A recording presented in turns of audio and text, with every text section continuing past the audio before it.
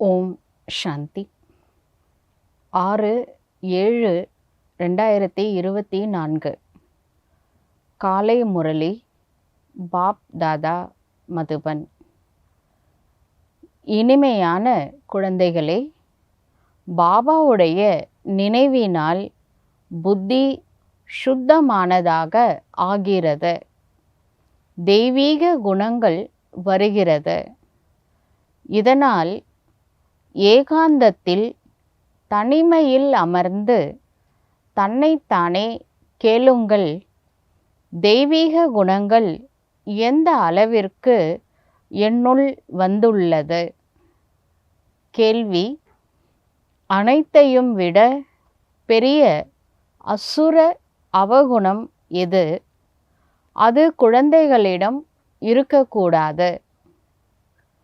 பதில்: அனைத்தையும் விட பெரிய அசுர அவகுணம் யாரிடமாவது கரடு முரடான முரட்டுத்தனமாக கடுமையான வார்த்தைகள் பேசுவது.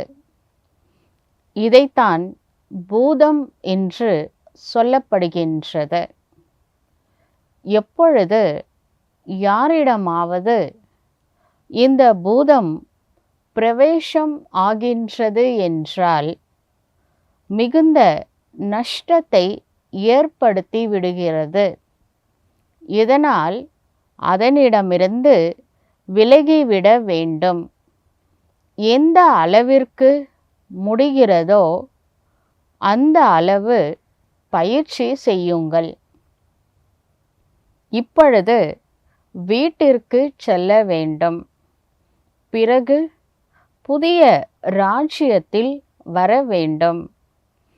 இந்த உலகத்தில் அனைத்தையும் பார்த்தாலும் எதுவுமே கண்ணுக்கு தென்படக்கூடாது. ஓம் சாந்தி. பாபா அமர்ந்து குழந்தைகளுக்கு புரிய வைக்கின்றார். சரீரத்தை விட்டு செல்ல வேண்டும். இந்த உலகத்தையும் கூட மறந்து செல்ல வேண்டும். இது கூட ஒரு பயிற்சியாகும். சரீரத்தில் ஏதேனும் பிரச்சனை ஏற்படுகின்றது என்றால் சரீரத்தை கூட முயற்சி செய்து மறக்க வேண்டியதாக இருக்கின்றது. அதனால இந்த உலகத்தையும் மறக்க வேண்டியதாக இருக்கின்றது. அதிகாலையில் மறப்பதற்கான பயிற்சி இருக்கின்றது. இப்போ அதிகாலையில் எழுந்து நாம் ராஜயோக தியானம் செய்கிறோம் அப்படின்னா இந்த சரீரத்தை மறந்து உலகத்தை மறந்து தன்னை ஆத்மா என உணர்ந்து பரந்தாமத்தில் இருக்கும் பரமாத்மாவை நினைவு செய்ய வேண்டும். இப்பொழுது வீடு திரும்பி செல்ல வேண்டும். இந்த ஞானம் குழந்தைகளுக்கு கிடைத்திருக்கின்றது. முழு உலகத்தையும் விட்டு இப்பொழுது வீட்டிற்கு செல்ல வேண்டும். அதிகமாக ஞானத்தின் அவசியம் இருப்பது இல்லை. முயற்சி செய்து பாபா நினைவின் ஈடுபாட்டில் இருக்க வேண்டும். சரீரத்திற்கு கூட எந்த அளவு கஷ்டம் ஏற்படுகின்றது. பயிற்சி எப்படி செய்வது என்று குழந்தைகளுக்கு புரிய வைக்கப்படுகின்றது. இப்போ அந்த லாஸ்ட் மந்தில் யோகா டே வந்தது. யோகா டேயில் இந்த சரீர உடல் ஆரோக்கியத்திற்காக உடல் பயிற்சி எப்படிலாம் செய்யணும் ஸ்டெப் பை ஸ்டெப்பாக புரிய வச்சாங்க. அந்த மாதிரி சிலர் பயிற்சி தொடர்ந்து செய்யும் பொழுது கண்டிப்பாக உடல் ஆரோக்கியமாக இருக்கும். அதுபோல் மன ஆரோக்கியம் இருக்க வேண்டும் என்றால் இந்த மனப்பயிற்சி, அதாவது நான் இந்த உடலே அல்ல, நான் ஒரு ஆத்மா என புரிந்து ஆத்மாவின் தந்தையை நினைவு செய்யும் பொழுது ஆத்மாவிற்கு சக்தி கிடைக்கின்றது, பேட்டரி சார்ஜ் ஆகுது. இந்த மனப்பயிற்சி மன ஆரோக்கியத்திற்கு தேவைப்படுகின்றது. நீங்கள் இல்லவே இல்லை அப்படின்னா இந்த சரீரம் அல்ல, நான் அஷரீரி என்று பயிற்சி செய்வதும் மிக உயர்வான பயிற்சியாகும். நான் இந்த உடல் அல்ல, நான் உயிர். இந்த பயிற்சி செய்யும் பொழுது மரண பயமே இருக்காது. ஏன்னா இந்த உடல் அப்படின்ற வேஷம் போட்டு இந்த உலக நாடக மேடையில் நடிச்சிட்டு இருக்கிறோம். வேஷம் மாற்றினா வேற வேஷம் இருக்குது. ஆத்மா போகும் பொழுது தன்னுடைய கர்மத்தின் விளைவுகளை தான் எடுத்துகிட்டு போகுமே தவிர வேறு எதுவுமே எடுத்துகிட்டு போகாத இந்த ஒரு வைராக்கியம், அதே சமயத்தில் சக மனிதர்களோட உண்மையான அன்பு, புரிதல், இதெல்லாம் எப்போ வரும்னா, நான் இந்த உடலே இல்லை அப்படின்னு நினைக்கும் பொழுது அனைவரையும் சகோதரர்களாக பார்ப்போம். அதனால் எல்லா விஷயத்துக்குமே கடவுளை நெருங்கிறது கூட, ஏன்னா அவருக்கும் உடல் கிடையாது, அவர் ஜோதி ஸ்வரூபமாக இருக்கார். அப்படிப்பட்ட இறைவனை மனதினால் நினைவு செய்யணுன்னா கூட நான் இந்த உடல் அல்ல, ஆத்மா எனும் பயிற்சி மிகவும் தேவைப்படுகின்றது. மற்றபடி நேரம் குறைவாக இருக்கு. அந்த குறைவான நேரத்தில் தன்னை ஆத்மா என உணர்ந்து தந்தையை எந்த அளவிற்கு நினைவு செய்கின்றோமோ அந்த அளவிற்கு ஆத்மாவில் உள்ள கரைகள் நீக்கப்படும். வீட்டிற்கு திரும்ப செல்ல வேண்டும். பிறகு பாபாவுடைய உதவி இருக்கின்றது மற்றும் இவருக்கு தன்னுடைய உதவி இருக்கின்றது. உதவி என்பது அவசியம் கிடைக்கின்றது. மேலும் முயற்சியும் செய்ய வேண்டியதாக இருக்கின்றது. எதையெல்லாம் பார்க்கின்றோமோ அவைகள் நிரந்தரம் அல்ல, இருக்கப் போவது இல்லை. இப்பொழுது நாம் அனைவரும் ஆத்மாக்களாகிய நாம் வீட்டிற்கு செல்ல வேண்டும். அங்கிருந்து பிறகு தன்னுடைய ராஜ்யத்தில் வர வேண்டும். கடைசியில் இந்த 2 விஷயங்கள் தான் இருக்கும். அதாவது ஆனா ஜானா, வீட்டுக்கு போகணும், ஒரு குரூப் மேலே போயிட்டே இருப்பாங்க, அதுக்குள்ளே ஒரு குரூப் கீழே வந்துக்கிட்டே இருப்பாங்க. கீழே கம்யூனிகேஷன் இருக்காது, சேட்டலைட் ஒர்க் ஆகாது. கிருஷ்ணர் பிறக்கிறது பக்தியில் காமிச்சிருக்காங்க. கிருஷ்ணர் பிறப்பது கலியுகத்தில், அதாவது ஜெயிலில் ட்ரான்ஸ்ஃபர் ஆவார். ஒரு இடத்துலேருந்து இன்னொரு இடம் மாறி ட்ரான்ஸ்ஃபர் ஆகி அவங்க தேவகி மைந்தனாக பிறந்து யசோதா அம்மாட்ட வளருவார். அது மாதிரி தான் இந்த கலியுகத்தில் அந்த ட்ரான்ஸ்ஃபர் நடக்கிற டைமில் அங்கே எல்லாரும் தூங்கிட்டு இருப்பாங்க. எல்லாத்தையும் கிராஸ் பண்ணி போவார். 5 தத்துவங்கள் ஹெல்ப் பண்ணும்.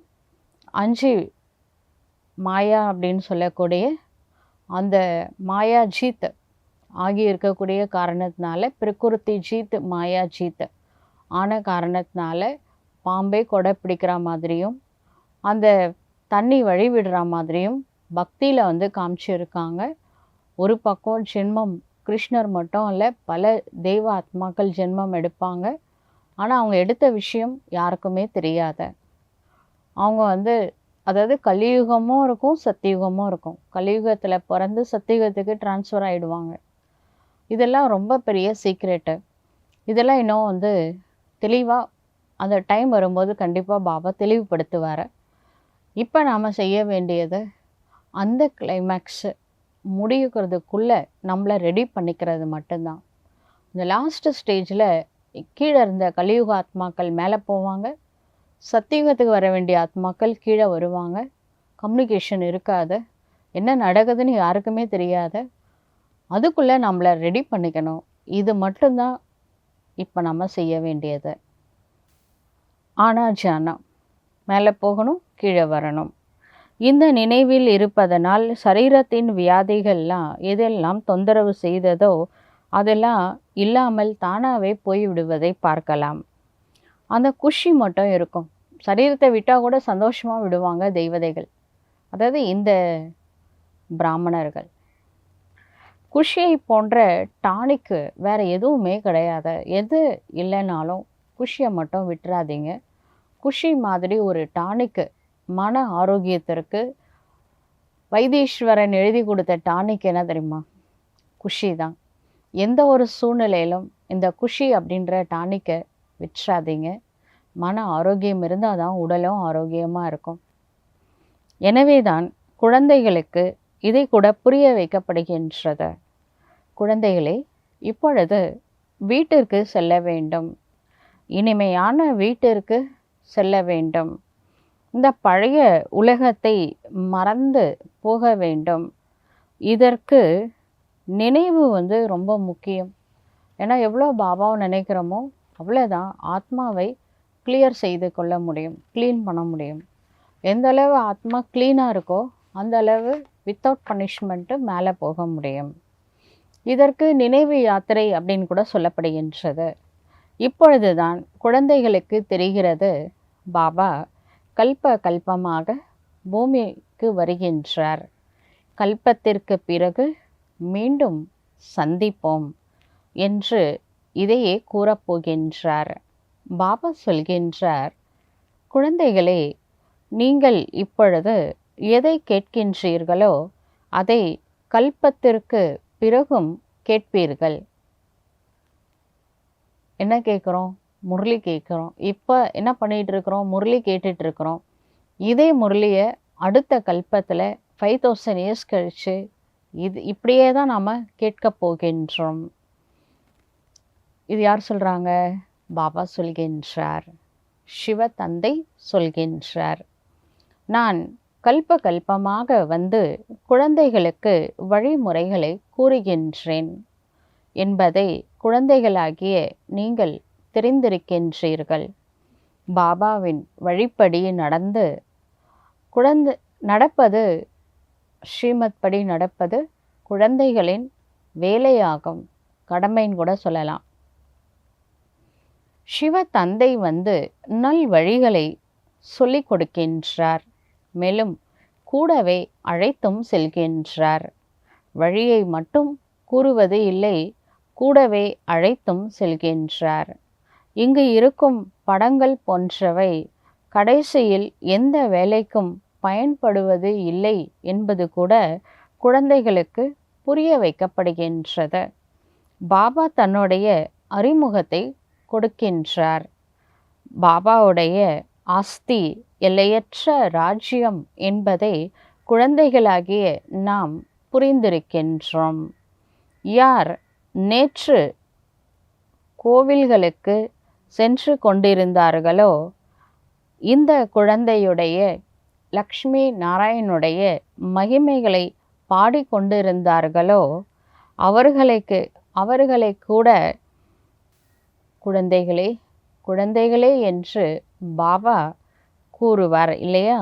யார்தான் உயர்ந்தவர்களாக ஆவதற்கு தந்தையின் மகிமை பாடிக்கொண்டிருந்தார்களோ இப்பொழுது மீண்டும் உயர்ந்தவர்களாக ஆகக்கூடிய புருஷார்த்தம் செய்கின்றார்கள். இப்போ தேவதைகளோட மகிமை பாடினவங்க தான் நம்மலாம் பக்தி மார்க்கத்தில். ஆனால் இப்போ சிவபாபா என்ன சொல்கிறாரு? மகிமை பாடினது போதும், மகிமைக்குரியவராக ஆகுவதற்காக முயற்சி செய்யுங்கள். தேவதைகளை புகழ்ந்தது போதும், தேவதையாக மாறுங்க அப்படின்னு ஒரு வித்தியாசமான ஸ்ரீமத்தை சொல்லி கொடுத்து அதை ஃபாலோ பண்ணுறதுக்கு வேண்டிய சக்தியையும் இறைவன் கொடுக்கின்றார். இது சிவபாபாவிற்கு ஒரு புதிய விஷயம் ஒன்றுமே இல்லை, நத்திங் நியூ. குழந்தைகளாகி உங்களுக்கு எல்லாமே புதுசாக தெரியுது. நம்மளுக்கு ஏற்கனவே நடந்து முடிஞ்ச ட்ராமாலாம், சைக்கிள் இதெல்லாம் மறந்தே போயிடுச்சு. நம்மளுக்கு ஒவ்வொரு காட்சியும் புத்தம் புது காட்சி மாதிரி தெரியுது. ஆனால் இது ஒவ்வொரு 5000 இயர்ஸ்க்கு ஒன்ஸ் நடந்த விஷயந்தான். இது கடவுளுக்கு மட்டும்தான் ஞாபகம் இருக்கும். நம்மளுக்கு எல்லாமே புதுசாக தான் இருக்குது. யுத்த மைதானத்தில் குழந்தைகள் இருக்கின்றார்கள். சங்கல்பம், விகல்பம். விகல்பம்னா கெட்ட எண்ணங்கள், நெகட்டிவ் தாட்ஸ். அது பிரம்மா பாபாவை தொந்தரவு செய்யலாம். சில சமயம் பிரம்மா பாபாவுக்கு இருமல் வரும்.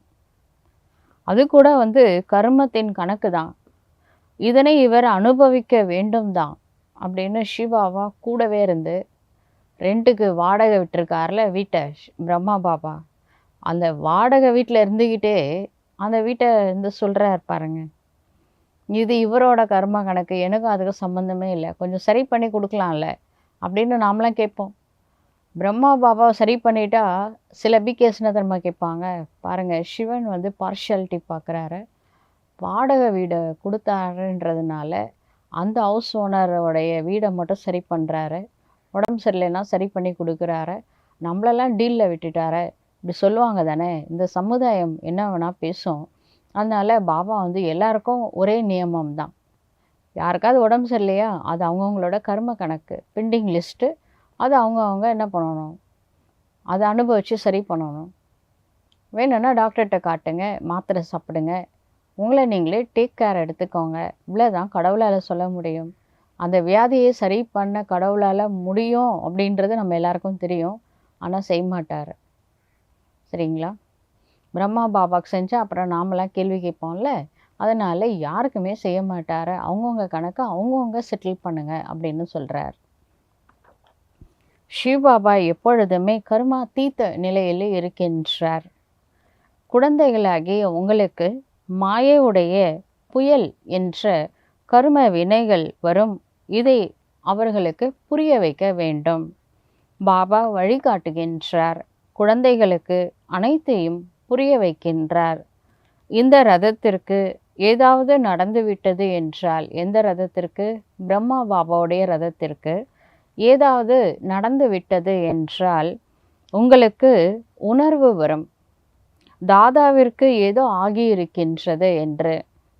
பாபாவிற்கு எதுவும் ஆவது இல்லை, சிவ் பாபாவுக்கு ஒன்றுமே ஆகிறது கிடையாது, ஆனால் அது பிரம்மாவுக்கு தான் ஆகுது. ஞான மார்க்கத்தில் குருட்டு நம்பிக்கையின் விஷயம், மூட நம்பிக்கையெல்லாம் ஞான மார்க்கத்தில் இருப்பது இல்லை. நான் யாருடைய சரீரத்தில் வருகின்றேன் என்பதை சிவ தந்தை புரிய வைக்கின்றார். அநேக ஜென்மங்களுடைய கடைசி பிறவியில் தூய்மையற்ற இந்த சரீரத்தில் பிரவேசம் ஆகின்றேன். தாதாவும் கூட புரிந்திருக்கின்றார், எப்படி மற்ற குழந்தைகள் இருக்கின்றார்களோ அப்படியே நானும் இருக்கின்றேன். தாதா முயற்சியாளர் ஆவார், சம்பூர்ணம் முழுமையானவர் இல்லை. ஏன்னா அப்போ சாக்கார பாபா இருந்தார்ல, முழுமையாயிட்டா உடம்புல இருக்க முடியாது. நீங்கள் அனைவரும் பிரஜாபிதா பிரம்மாவுடைய குழந்தைகள் ஆவீர்கள். பிராமணர்கள் விஷ்ணு பதவியை அடைவதற்காக முயற்சி செய்கின்றார்கள். ஸ்ரீ லக்ஷ்மி நாராயண் என்று சொல்லுங்கள், விஷ்ணு என்று சொல்லுங்கள், விஷயம் ஒன்றுதான். விஷ்ணு அப்படிங்கிறது லக்ஷ்மி நாராயணுடைய இணைந்த சொரூபமாகும். லக்ஷ்மி நாராயண சொன்னாலும் ஒன்று தான், விஷ்ணு என்று சொன்னாலும் ஒன்றுதான். பாபா தான் புரிய வைக்கின்றார். யாரு? சிவ தந்தை தான் புரிய வைக்கின்றார். முன்பு புரியாதவர்களாக இருந்தோம்.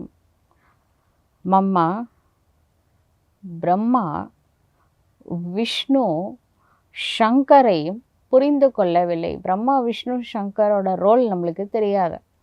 பிரம்மா படைச்சாரு, விஷ்ணு காப்பாற்றினாரு, சங்கர் அழிச்சாரு அப்படின்னா இவங்க மூலமாக இந்த முத்தொழில் சிவன் செய்கிறாருன்னு நம்மளுக்கு தெரியாது. இதன் மூலம் அவங்கவுங்க இண்டிவிஜுவலாக பண்ணிக்கிட்டாங்க போல் அப்படின்னு நம்ம நினச்சிக்கிட்டோம்.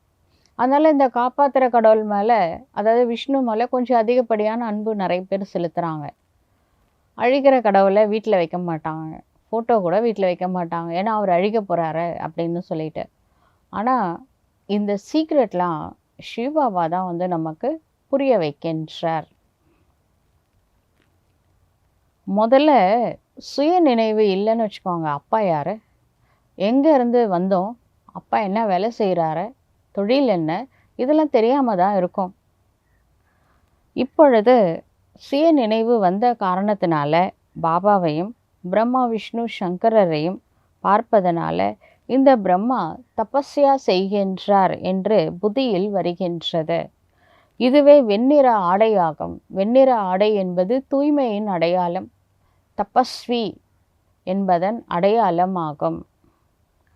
கர்மாதீத நிலை கூட இங்கு சங்கம யுகத்தில்தான் ஏற்படுகின்றது. முன்கூட்டியே உங்களுக்கு சாட்சாத்காரம் கிடைக்கின்றது.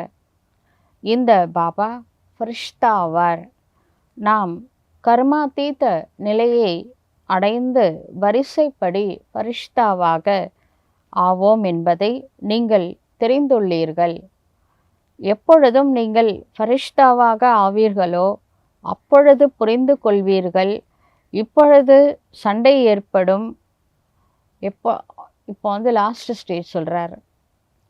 அதாவது மிருகங்களுக்கு திண்டாட்டம், மனிதர்களுக்கு கொண்டாட்டம் அப்படின்னு சொல்லுவாங்க. அது லாஸ்ட் ஸ்டேஜில் என்ன பண்ணுறதுனே தெரியாத, இந்த ஆத்மா பரமாத்மா ட்ராமா எதுவுமே தெரியாமல் மக்கள் ரொம்ப ரொம்ப குழப்பத்தில் இருப்பாங்க. அப்போ உங்களை தேடி வருவாங்க. அப்போ உங்களுக்கு இப்போ கூப்பிட்டா கூட வரமாட்டேங்கிறாங்களே, அப்போ வந்தவங்க போவே மாட்டாங்க. எல்லாம் நிறைய பேர் வருவாங்க, வந்து கிளாஸ் கேட்கணும் அப்படின்ட்டு. உங்களுக்கு தான் டைம் இருக்காது, சாப்பிட்றதுக்கு டைம் இருக்காது, தூங்குறது கூட நேரம் இருக்காது. டே அண்ட் நைட்டு மக்கள் குவிய ஆரம்பிக்க போகிறாங்க. அதுக்குள்ளே ஆத்மாவை என்ன பண்ணணும்? ஃபுல் சார்ஜ் பேட்டரி ஆக்கிக்கணும். நாம் சக்கரத்தை சுற்றுகின்றோம் என்ற நிச்சயம் கூட இருக்கின்றது. மற்ற யாரும் இந்த விஷயங்களை புரிந்து கொள்ள முடியாத இது புதிய ஞானமாகும். மேலும் தூய்மையாக ஆவதற்காக பாபா நினைவை கற்றுக் கொடுக்கின்றார். பாபாவிடமிருந்து ஆஸ்தி கிடைக்கின்றது என்பதை நீங்கள் புரிந்திருக்கின்றீர்கள். கல்ப கல்பமாக பாபாவிற்கு குழந்தை ஆகின்றீர்கள். 84 ஜென்மத்தினுடைய 84 ஜென்மத்தினுடைய சக்கரத்தை சுற்றி இருக்கின்றீர்கள். அதாவது 84 வேஷம் போட்டு இந்த சிருஷ்டி சக்கரத்தில் நடிச்சு இருக்கிறோம். யாருக்கு வேண்டுமானாலும் நீங்கள் புரிய வையுங்கள், நீங்கள் ஆத்மா பரம்பிதா பரமாத்மாவின் அவரே நமக்கு தந்தை ஆவார் என்று. இப்பொழுது தந்தையை நினைவு செய்யுங்கள். தெய்வீக இளவரசன் ஆக வேண்டும். தாவூசு தக்த் அப்படின்றார். மயிலாசனத்தில் உட்காரணும், இளவரசன் ஆகணும்னா இறை நினைவில் இப்போ இருக்கணும். இப்போ எவ்வளோ கடவுளை நினைக்கிறோமோ அப்போ பெரிய சிம்மாசனம் கிடைக்கும். அப்போ எவ்வளோ முயற்சி பண்ணணும் அப்படின்றது பாருங்கள். இப்பொழுது தான் அவர்களுடைய நம்ம எவ்வளோ முயற்சி பண்ணால் அவ்வளோ பெரிய பதவி கிடைக்கும். இதெல்லாம் யோசித்து பார்த்தா தான் புத்தியில் என்ன தோணும்? முயற்சி நிறைய பண்ணணும் அப்படின்னு தோணும். மேலும் இந்த விகாரங்கள் போன்ற அனைத்தையும் விட்டுவிட வேண்டும், அதுவும் தோணும். சகோதரன் சகோதரி கூட இல்லை, சகோதரன் என்று புரிந்து கொள்ளுங்கள். மேலும் தந்தையை நினைவு செய்தீர்கள் என்றால் பாவ கர்மங்கள் அழிந்துவிடும். மற்றபடி எந்த கஷ்டமும் இருப்பது இல்லை. கடைசியில் வேறு எந்த விஷயங்களின் அவசியமும் இருக்காது. தந்தையை மட்டுமே நினைவு செய்ய வேண்டும். ஆஸ்திக்கு அருகதை உடையவர்களாக ஆக வேண்டும். அதுபோல அனைத்து குணங்களிலும் நிறைந்தவர்களாக ஆக வேண்டும். லக்ஷ்மி நாராயண் சித்திரம் மிகவும் துல்லியமாக இருக்கின்றது. தந்தையை மறப்பதினால் தான் தெய்வீக குணங்களை தாரணை செய்வதையும் மறந்து விடுகின்றார்கள். அப்பாவை நினைக்கலன்னா இந்த தெய்வீக குணங்களை ஞாபகமே இருக்காத எப்படி தாரணை செய்வாங்க? குழந்தைகளை தனிமையில் அமர்ந்து சிந்தனை செய்யுங்கள். தனித்திரு அப்படின்னு சொல்கிறாங்களே, தனிமையில் உட்காந்து யோசிச்சு பாருங்கள், நான் யார், எங்கேருந்து வந்திருக்கேன், எதுக்காக வந்திருக்கேன், என்ன ரோல் ப்ளே பண்ணிகிட்டு இருக்கேன், இதெல்லாம் கொஞ்சம் தனிமையில் உட்காந்து திங்க் பண்ணி பாருங்கள். பாபாவை நினைவு செய்து நாம் இவர்களைப் போல ஆக வேண்டும். இந்த தெய்வீக குணங்களை தாரணை செய்ய வேண்டும். அப்படிலாம் முடிவு பண்ணணும். விஷயம் மிகவும் சிறியது. குழந்தைகளுக்கு எந்த அளவு முயற்சி செய்ய வேண்டியதாக இருக்கின்றது, எந்த அளவு தேக அபிமானம் வந்து விடுகின்றது. பாபா சொல்கின்றார், ஆத்ம அபிமானி ஆகுக. தந்தையிடம் இருந்துதான் ஆஸ்தியை எடுக்க வேண்டும். தந்தையை நினைவு செய்தீர்கள் என்றால் குப்பையெல்லாம் வெளியேறிவிடும். பாபாவுடைய நினைவில் இருக்கும்போது ஆத்மாவில் ஏதாவது குப்பை கூலம் இருந்துச்சு, தேவையில்லாத நெகட்டிவ் வேஸ்ட் இருந்தால் அது நீங்கிவிடும். இப்பொழுது பாபா வந்திருக்கின்றார் என்பதை குழந்தைகளாகிய நீங்கள் அறிந்திருக்கின்றீர்கள். பிரம்மா மூலமாக புதிய உலகத்தின் ஸ்தாபனை செய்கின்றார். ஸ்தாபனை ஆகிக் கொண்டே இருக்கின்றது என்பதை குழந்தைகள் தெரிந்திருக்கின்றீர்கள். அந்த அளவு சகஜமான விஷயம் கூட உங்களிடமிருந்து மறந்து விடுகின்றது.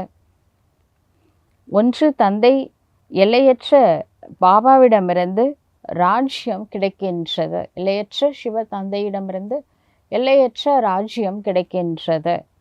பாபாவை நினைவு செய்தால் புது உலகத்தின் நினைவு வருகின்றது. அபலைகள் கூன் விழுந்தவர்கள் கூட மிகவும் நல்ல பதவியை அடைய முடியும். கலியுகத்தில் அவலட்சணமாக யார் இருந்தாலும் சரி, அவங்களுக்கெல்லாம் சத்தியுகத்தில் நல்ல பதவி கிடைக்கும். எப்படின்னா யோகா பண்ணணும். அப்போ தன்னை ஆத்மா என்று புரிந்து தந்தையை மட்டுமே நினைவு செய்யுங்கள். பாபாவை வழி சொல்லி இருக்கின்றார். பாபா சொல்கிறார், தன்னை ஆத்மா என்று நிச்சயம் முதலில் ஏற்படுத்தி கொள்ளுங்கள். தந்தையின் அறிமுகம் கிடைத்திருக்கின்றது. இப்பொழுது 84 ஜென்மங்களை முடித்திருக்கின்றோம். வீட்டிற்கு சென்று பிறகு சொர்க்கத்தில் வந்து நடிப்பை நடிப்போம் என்று புத்தியில் பதிந்து விடுகின்றது. எங்கு நினைவு செய்வது, எப்படி நினைவு செய்வது என்பது என்ற கேள்வியே எழுவது இல்லை. தந்தையை நினைவு செய்ய வேண்டும் என்று புத்தியில் இருக்கின்றது. இங்கு அமர்ந்திருக்கும் பொழுது உங்களுக்கு ஆனந்தம் ஏற்படுகின்றது. கிளாஸில் உட்காந்து கிளாஸ் கேட்கும் பொழுது நல்ல ஒரு ஆனந்தமாக ஆத்மா வந்து கிளாஸ் ரசனையோட கேட்குறது. நேரடியாக தந்தையை சந்திக்கின்றீர்கள். அதுலேயும் மதுபனில் டைரெக்டாக முரளி கேட்கும்போது அது வேறு லெவலில் இருக்கும். சிவபாபாவுடைய ஜெயந்தி எப்படி இருக்கும் என்று மனிதர்கள் குழம்பி விடுகின்றார்கள். சிவ ஜெயந்தி என்று ஏன் சொல்லப்படுகின்றது என்பதை கூட புரிந்து கொள்வது இல்லை. இரவில் கிருஷ்ணருக்கு ஜெயந்தி ஏற்படுகிறது என்று கூட நினைக்கின்றார்கள். கிருஷ்ணர் மிட் நைட்டில் பிறந்தார். இரவில் கிருஷ்ணருக்கு ஜெயந்தி ஏற்படுகிறது என்று கூட நினைக்கின்றார்கள். அது இரவினுடைய விஷயம் இல்லை. அதாவது பாதி கல்பத்தின் இரவு முடிவடைகின்றது, அதனுடைய விஷயம் அதுதான். பிறகு புது உலகத்தின் ஸ்தாபனை செய்வதற்காக சிவ தந்தை பூலோகத்தில் அவதாரம் எடுக்கின்றார். இதுதான் நம்ம சிவராத்திரி, சிவ ஜெயந்தி அப்படின்றோம். சிவராத்திரி அப்படிங்கிறது பிரம்மாவுடைய ராத்திரி. பிரம்மாவுடைய இரவு பகலாக மாற்றுவதற்காக சிவ தந்தை பூமியில் அவதரித்து இருக்கின்றார். இது மிகவும் சகஜமானதாக இருக்கின்றது. தெய்வீக குணங்களை தாரணை செய்ய வேண்டும். இல்லையென்றால் 100 மடங்கு பாவம் ஏற்படுகின்றது. என்னை நிந்தனை செய்ய வைக்கக்கூடியவர் உயர்ந்த பதவியை அடைய முடியாத. தந்தையை நிந்தனை செய்தீர்கள் என்றால் பதவி மோசமாக ஆகிவிடும். மிகவும் இனிமையானவர்களாக ஆக வேண்டும். இப்போ கடவுளை இன்சல்ட் பண்ணணும்னா, கடவுளை இன்சல்ட் பண்ணுறது அவரை டைரெக்டாக இன்சல்ட் பண்ணுறது கிடையாது. நாம் செய்யக்கூடிய ஒவ்வொரு தவறான செயலுக்கும் கடவுளை வந்து தலை குனிறாரு. இவங்களுக்கு இதுதான் இவங்க சொல்லி கொடுத்தாங்களா, இந்த குழந்தைய வளர்த்த லட்சணத்தை பாருங்கள் அப்படின்னு பேரண்ட்ஸை வந்து யாராவது குறை சொன்னால் பேரண்ட்ஸ் தலை குனிஞ்சு நிற்பாங்க தானே. இப்போ கூட பாருங்கள், சிவபாபாவை இன்சல்ட்டு டைரெக்டாக பண்ண முடியாது. அவர்கிட்ட என்ன அவகுணம் இருக்குது இன்சல்ட் பண்ணுறதுக்கு? நாம் செய்யக்கூடிய தலைகீழான காரியத்தினால சிவபாபா தலை குனிஞ்சு நிற்கிறாரு அப்படின்னா, நம்ம இன்டைரக்டாக சிவ தந்தையை அவமானப்படுத்தி விட்டோம் என்று அர்த்தம். அதனால் பாபா சொல்கிறாரு, முரட்டுத்தனமாக பேசுகிறது, எடுத்தெறிஞ்சு பேசுகிறது, மற்றவங்க மனசை உடைக்கிற மாதிரி பிகேஸ் பேசுகிறது தெய்வீக குணமே இல்லை. இது அசுர குணமாகும் என்பதை புரிந்து கொள்ள வேண்டும். இப்படிலாம் பேசும்போதெல்லாம் கடவுள் தலை குனிகிறாரு. இந்த குழந்தைங்களை இப்படி இருக்காங்களே அப்படின்னு நினச்சி தலை குனிகிறாரு. கடவுளை பிரத்யக்ஷம் பண்ணுறதுக்காக நம்மளுக்கு பர்த்து கொடுத்தாரா, இல்லை கடவுளை தலைகுனிய வைக்கிறதுக்காக நாம் பிறந்தோமா? யோசிச்சு பாருங்க. இதெல்லாம் கூட பாபா அன்பாக தான் புரிய வைக்கிறார். இது உங்களுடைய குணமே இல்லையே, இது அசுர குணமாச்சே, இதெல்லாம் நீங்கள் புரிஞ்சுக்கோங்க அப்படின்னு நம்மளுக்கு அன்பாக புரிய வைக்கிறாரு. இது உங்களுடைய தெய்வீக குணம் இல்லை, நீங்கள் இப்படி கேரக்டரே கிடையாது, நீங்கள் ரொம்ப நல்லவங்க, என்னுடைய ஒவ்வொரு குழந்தையும் ஃப்ளாலெஸ் டைமண்டு அப்படின்னு பாபா இவ்வளோ பாசிட்டிவாக நினைக்கிறாரு. இதெல்லாம் மனிதர்களுக்கு எதுவுமே தெரியறதில்ல. இந்த சங்கம யுகம் அப்படிங்கிறது குழந்தைங்களுக்கு மட்டும்தான் தெரியும். கலியுகம் முடிச்சு சங்கம யுகம் நடந்துட்டுருக்கு அப்படின்ட்டு இது வெளி மனிதர்களுக்கு தெரியாது. ஏன்னா கும்பகர்ணன் மாதிரி நல்ல நிம்மதியாக கொரட்டை விட்டு தூங்கிட்டு இருக்கிறாங்க. மேலும் 40,000 வருடங்கள் உள்ளது என்று நினைக்கின்றார்கள். நாம் உயிரோடு இருப்போம், சுகத்தை அனுபவித்து கொண்டே இருப்போம் அப்படின்னு நினைக்கிறாங்க. நாளுக்கு நாள் இன்னும் தமோ பிரதானமாக ஆகின்றோம் என்பதை புரிந்து கொள்வதே இல்லை. குழந்தைகளாகிய நீங்கள் விநாசத்தின் காட்சியை பார்த்திருக்கின்றீர்கள். நாட்கள் போக போக பிரம்மாவினுடைய மற்றும் ஸ்ரீ கிருஷ்ணருடைய காட்சிகள் கிடைத்து கொண்டே இருக்கும். பிரம்மாவிடம் செல்வதனால் நீங்கள் சொர்க்கத்தின் அப்படிப்பட்ட இளவரசனாக ஆவீர்கள். இதனாலேயே குறிப்பாக பிரம்மா மேலும் ஸ்ரீ கிருஷ்ணர் இருவருடைய சாட்சாத்காரம் கிடைத்து கொண்டே இருக்கும். பிரம்மாட்ட போனால் கிருஷ்ணர் ஆகலாம் அப்படின்லாம் நினைப்பாங்க போல் அந்த லாஸ்ட் சீனில். அதனால் அவங்க 2 பேரோட காட்சி கிடைக்குமா. சிலருக்கு விஷ்ணுவோட காட்சி கிடைக்கின்றது. ஆனால் அந்த காட்சியால் அந்த அளவு புரிந்து கொள்ள முடியாது. நாராயணுடைய காட்சி கிடைப்பதால் புரிந்து கொள்ள முடியும். விஷ்ணுன்னா 2 கைகளுடைய விஷ்ணு அப்படின்றது புது நான்பிகேஸ்க்கு புரிஞ்சிக்க முடியாது. நாம் இங்கு இருப்பதே தெய்வதை ஆவதற்காகத்தான். நீங்கள் இப்பொழுது சிருஷ்டியின் முதல் இடை கடையினுடைய பாடத்தை படிக்கின்றீர்கள். பாடம் நினைவிற்காக படிப்பிக்கப்படுகின்றது. இந்த பாடம் ஆத்மா படிக்கின்றது.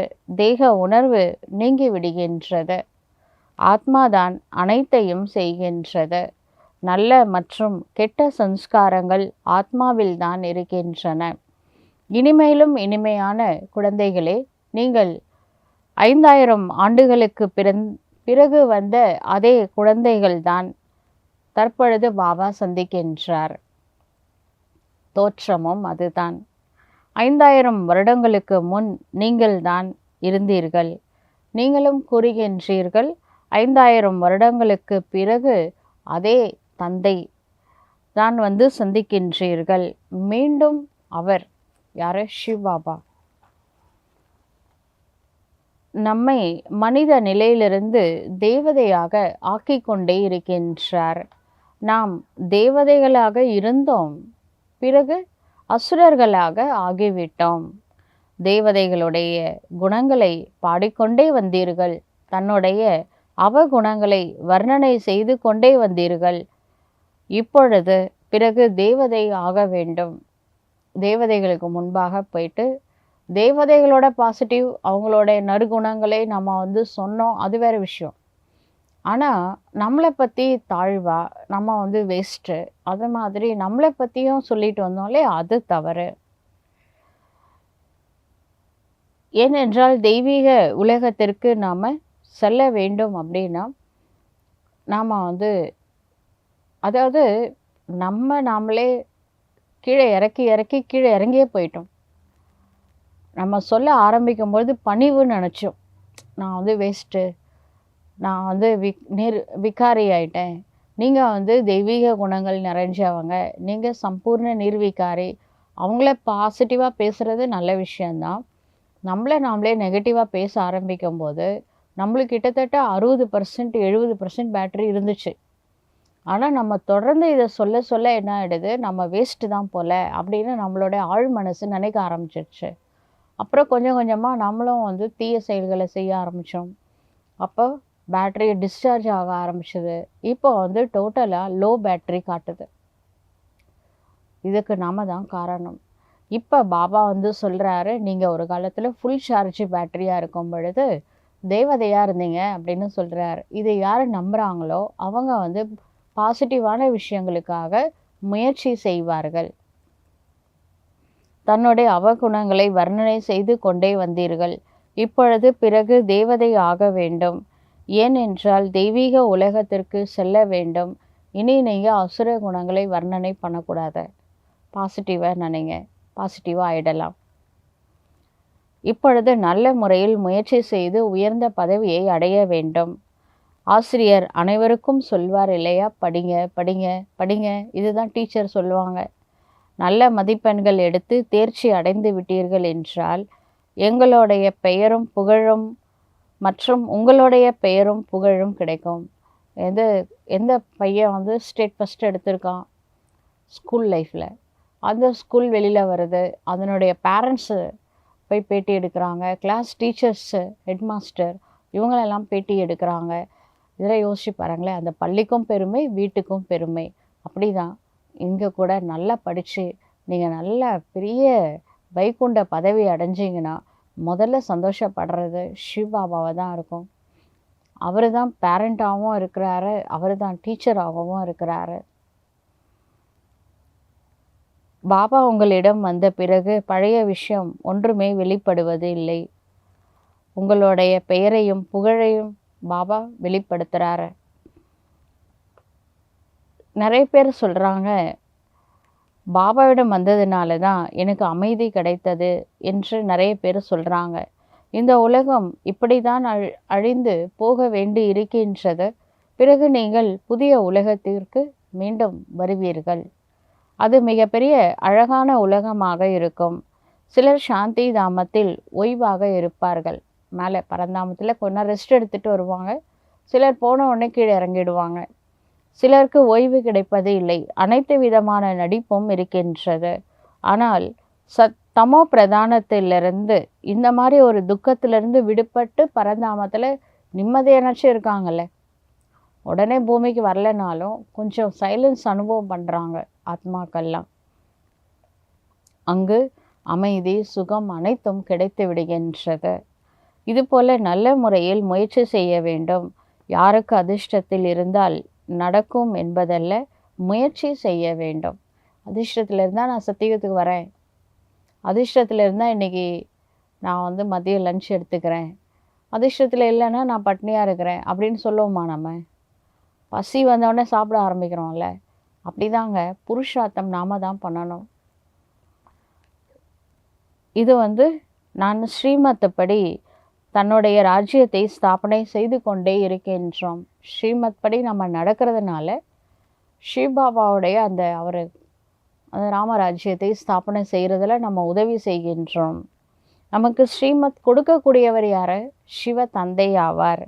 அவர்தான் ராஜாவாக ஆகிறது இல்லை. அவரிடமிருந்து ஸ்ரீமத் நம்ம அடைகின்றோம். புதிய விஷயம் அல்லவா? ஒரு பொழுதும் யாரிடமிருந்தும் எதுவுமே கேட்டதும் இல்லை, பார்த்ததும் இல்லை. இப்பொழுது குழந்தைகளாகிய நீங்கள் புரிந்திருக்கின்றீர்கள். ஸ்ரீமத் படி சொர்க்கத்தினையே ஸ்தாபனை செய்கின்றோம். நாம் தான் அநேக முறை ராஜ்யத்தை ஸ்தாபனை செய்கின்றோம் மற்றும் இழக்கவும் செய்கிறோம் ராஜ்யத்தை. இந்த சக்கரம் சுற்றி கொண்டே இருக்கின்றது. கிறிஸ்தவ பாதிரியார்கள் எப்பொழுது வாக்கிங்லாம் போகிறாங்களே, ஃபாதர்ஸ், பிரம்மா பாபா பார்த்துருக்காரு அந்த காலத்தில். இந்த சர்ச்சில் கேத்தலிக் ஃபாதர்ஸ் இருப்பாங்க. அவங்க ரொம்ப ஆர்த்தடாக்ஸ் கிறிஸ்டியன்ஸ்லாம் இருக்காங்க. அவங்களாம் வந்து ரொம்ப சின்சியராக அந்த மாலைலாம் உருட்டிக்கிட்டு தனியாக யார்கிட்டையும் பேசாமல் இறை நினைவில் அப்படியே நடந்து போயிட்டே இருப்பாங்க. அவங்க யாரையும் பார்க்க விரும்புறது கிடையாது. அந்த நேரத்தில் கிறிஸ்துவோட நினைவிலேயே அவங்க அப்படியே வாக்கிங் போவாங்க. பிரம்மா பாபா பார்த்துருக்காரு. அமைதியாக போகிறாங்க வராங்க, யார்கிட்டையும் பேச மாட்டாங்க, அதிகமாக பேச மாட்டாங்க.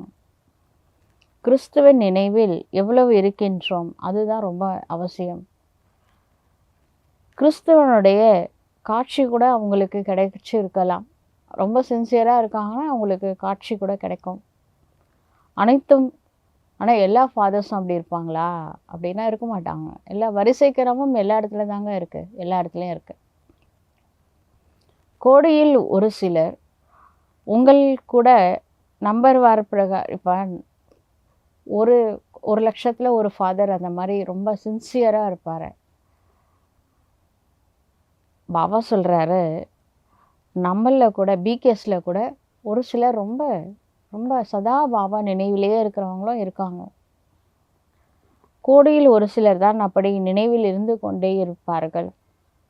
முயற்சி செய்து பாருங்கள், மற்ற யாரையும் பார்க்காதீர்கள்.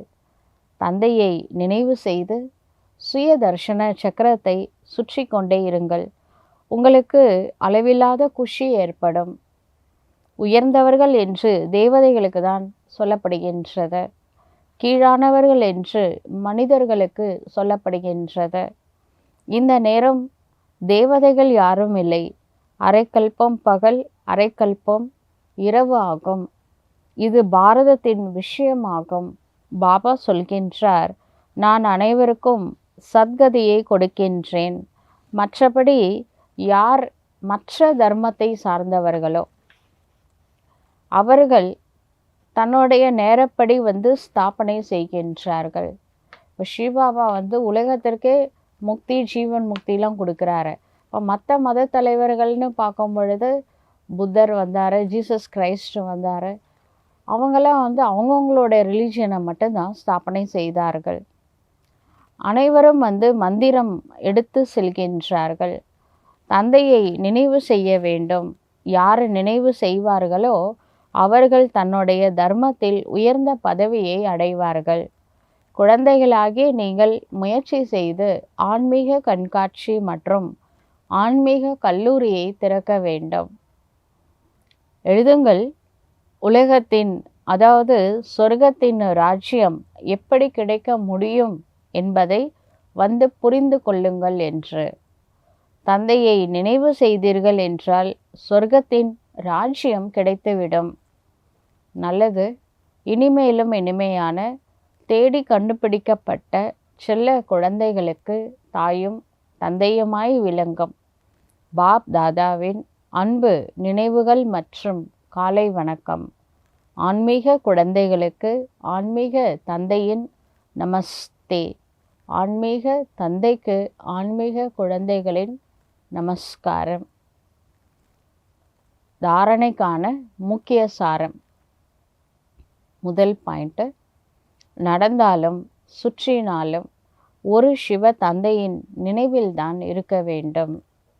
மற்றும் எதை பார்த்தாலும் பார்ப்பதற்கு தென்படக்கூடாது.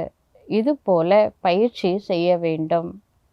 நமக்குள் தெய்வீக குணம் எதுவரை வந்திருக்கின்றது என்று ஏகாந்தத்தில் தனிமையில் அமர்ந்து தன்னைத்தானே சோதனை செய்ய வேண்டும். செகண்ட் பாயிண்ட், தந்தையின் பெயருக்கு நிந்தனை ஏற்படும்படியான எந்த ஒரு செயலையும் செய்யக்கூடாது. ஸ்ரீபாபா தலை குனிரா மாதிரி நம்மளுடைய கேரக்டர் அசுர குணங்கள் வெளிப்படுத்தக்கூடாது. முரட்டுத்தனமாக பேசுகிறது, கோவப்படுறது, இதெல்லாம் வந்து பாபா தலை குனிவார். அந்த செயலை நம்ம கண்டிப்பாக செய்யக்கூடாது. தெய்வீக குணங்களை தாரணை செய்ய வேண்டும். இப்பொழுது வீட்டிற்கு செல்ல வேண்டும், பிறகு தன்னுடைய ராஜ்யத்தில் வர வேண்டும் என்பது புத்தியில் இருக்க வேண்டும். வரதானம். சேவையில் சுப பாவனையை கூடுதலாக சேர்ப்பதன் மூலம் எந்த ஒரு சேவை செய்தாலும் சுப பாவனையோடு அந்த சேவை செய்வதன் மூலம் சக்திசாலியான பலனை அடையக்கூடிய வெற்றி மூர்த்தி ஆகுக. ஒரு பக்கம் சேவா, அது வாச்சா சேவா இருக்கலாம், கர்மனா சேவா இருக்கலாம், கூட இந்த சுப பாவனை ரெண்டு சேரும் பொழுது டபுள் சேவாவாக மாறுது. அந்த மாதிரி சேவா பண்ணும்போது சக்திசாலியான பலனை நம்மால் அடைய முடியும். அந்த மாதிரி அடையக்கூடிய வெற்றி மூர்த்தி ஆகுக. என்னவெல்லாம் சேவை செய்கின்றீர்களோ அதில் அனைத்து ஆத்மாக்களுக்கும் சகயோகத்தின் பாவனை என்பது இருக்க வேண்டும். குஷியின் பாவனை மற்றும் நல்ல எண்ணம் இருக்க வேண்டும். அப்பொழுது ஒவ்வொரு காரியமும் சகஜமாக வெற்றி அடைந்துவிடும். எவ்வாறு முந்தைய காலங்களில் ஏதாவது காரியம் செய்ய போகின்றார்கள் என்றால் முழு குடும்பத்தினுடைய ஆசீர்வாதத்தை பெற்று செல்வார்கள் இல்லையா? ஒரு காரியம் செய்ய போகிறோம், ஒரு வீட்டில் லௌகீகத்தில் மேரேஜ்லாம் பண்ணுறாங்க அப்படின்னா அதில் என்ன பண்ணுவாங்க, அந்த இன்விடேஷன் கார்டு வீட்டுக்கு போய் ஏன் கொடுக்குறாங்க? எவ்வளோ வேலை இருக்கும், கல்யாண வேலை இருந்தாலும் ஒரு இடத்துக்கும் போய் கொடுக்குறாங்கன்னா என்ன அர்த்தம்? அந்த எல்லாரோடைய பிளெஸ்ஸிங்ஸ் அந்த யாருக்கு கல்யாணம் பண்ணி கொடுக்க போகிறாங்களோ அவங்களுக்கு போய் ரீச் ஆகணும். அதனால் தன்னுடைய வேலையெல்லாம் ஒதுக்கி வச்சுட்டு ஒவ்வொருத்தரையும் போய் இண்டிவிஜுவலாக போயிட்டு இன்வைட் பண்ணி கண்டிப்பாக அவங்களோட வாழ்த்திட்டு போங்க அப்படின்னு சொல்கிறாங்க. அதுக்காக டைம் அலாட் பண்ணி இந்த மாதிரி செய்கிறாங்க. முழு குடும்பத்தோடைய ஆசீர்வாதத்தை பெற்று செல்வார்கள். அதுபோல் நிகழ்கால சேவைகளில் கூட இது நான் பிகேஸ் அப்படி செய்கிறாங்க. பிகேஸ் கூட நம்ம ஏதாவது ஒரு சேவை ஆரம்பிக்கிறதுக்கு முன்னாடி எல்லா பிகேஸும் சேர்ந்து உட்காந்து யோகா பண்ணிவிட்டு அதுக்கப்புறம் அந்த சேவை ஆரம்பிக்கிறோம். இது கூடுதலாக இந்த சுப பாவனை எல்லாரோடைய பிளெஸ்ஸிங்ஸ் கண்டிப்பாக அந்த சேவைக்கு தேவைப்படுகின்றது. அப்போ அந்த சேவை கூட என்னவா மாறுது? வெற்றி அடையுது. ஒவ்வொரு காரியமும் ஆரம்பிப்பதற்கு முன்பாக முதலில் அனைவருடைய சுப பாவனை மற்றும் சுப காம்னா சுப விருப்பங்களை பெற்றிடுங்கள். அனைவருடைய திருப்தியின் பலத்தை நிறைத்திடுங்கள். அப்பொழுது சக்திசாலியான பலன் கிடைக்கும். ஸ்லோகன்: எவ்வாறு தந்தை இதோ வந்துவிட்டேன், ஆஜராகிவிட்டேன் என்று கூறுகின்றாரோ அவ்வாறு நீங்களும் கூட சேவைக்கு ஆஜராகிவிட்டேன், உத்தரவிடுங்கள் என்று கூறினால் புண்ணியம் சேமிப்பாகும். நம்ம கூப்பிட்ட உடனே பாபா ஹாஞ்சி ஹசீர் ஆயிடுறாரு. அதுபோல் பாபா சேவைக்கு கூப்பிட்டா நாமளும் ஹசீர் ஆயிடணும். அப்போ புண்ணிய கணக்கு சேமிப்பாகும். நல்லது. ஓம் சாந்தி.